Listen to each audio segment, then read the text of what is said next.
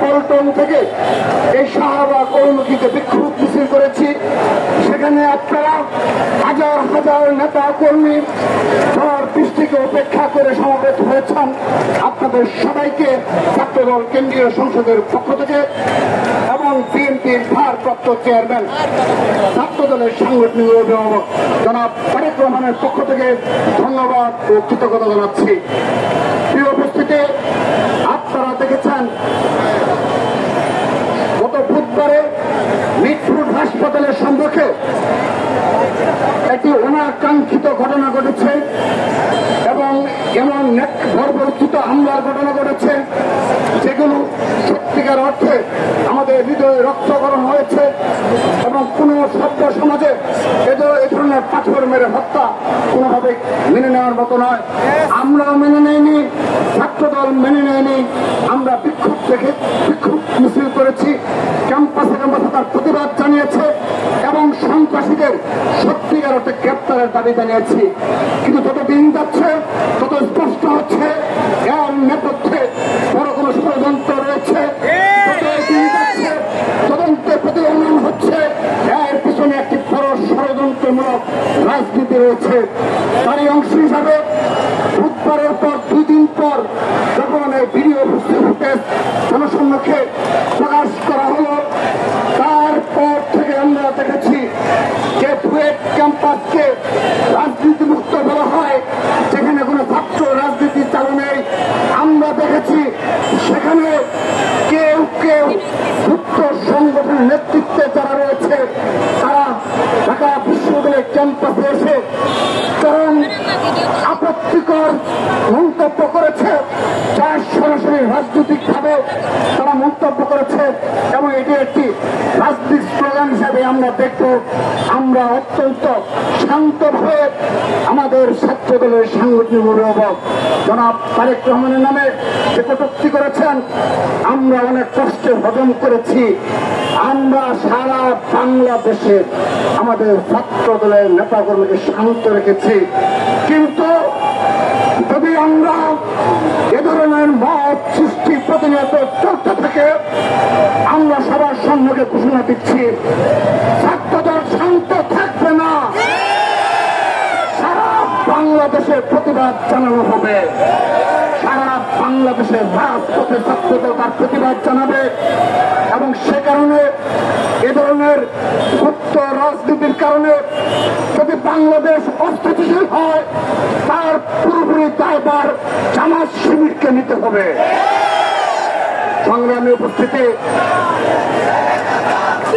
আমরা ক্যাম্পাসে দেখেছি বিগত 5 আগস্ট পরবর্তী বাস্তবতায় ছাত্রদল তারা বড় ধরনের কোন অনাকাঙ্ক্ষিত ঘটনা ঘটেনি।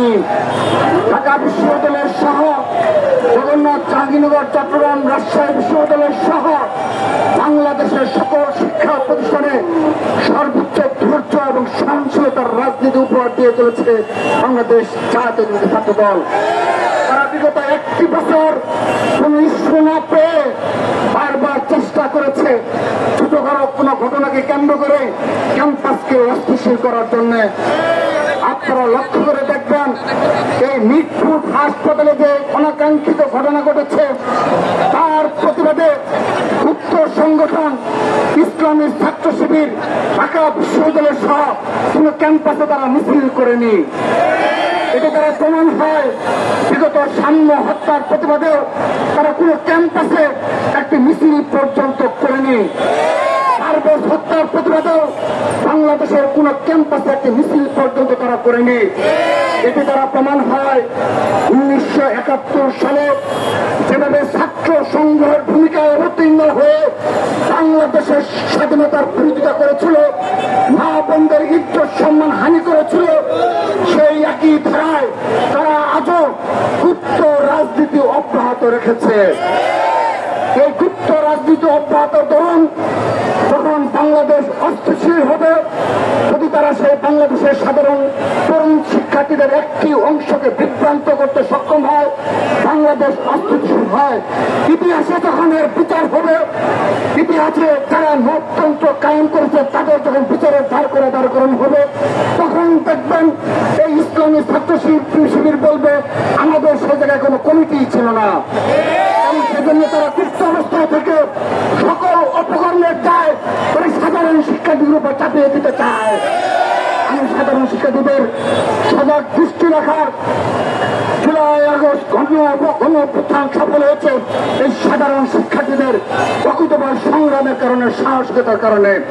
সাধারণ শিক্ষার্থীদের অকুতোভয় সাহসিকতা বাংলাদেশ স্বাধীন হয়েছে ছাত্র জনতার অকুতোভয় চিত্তে লড়াই সংগ্রামের কারণে।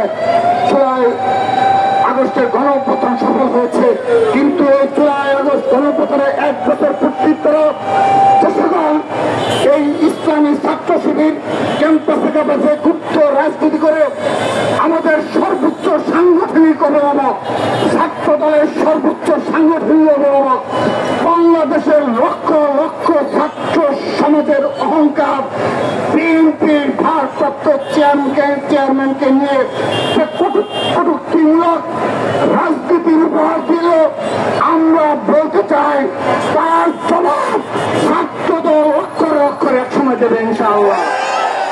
আমরা এখন এই মুহূর্তে আরেকটি বিষয় আপনাদের সঙ্গে বলতে চাই, যখন এ ধরনের হত্যাকাণ্ড সংগঠিত হচ্ছে, বিশেষ করে চকবাজার মিটফুট হাসপাতালের ঘটনায়, সাম্য হত্যার ঘটনায় সহ সারা বাংলাদেশের আইন শৃঙ্খলা রক্ষাকারী বাহিনী নির্বিকার ভূমিকা পালন করছে। এবং সেক্ষেত্রে অবশ্যই এই ইউনূস সাহেবের নেতৃত্বে যে সরকার রয়েছে তার পুরোপুরি দায় রয়েছে, ব্যর্থতা রয়েছে, সুস্পষ্ট ব্যর্থতা রয়েছে।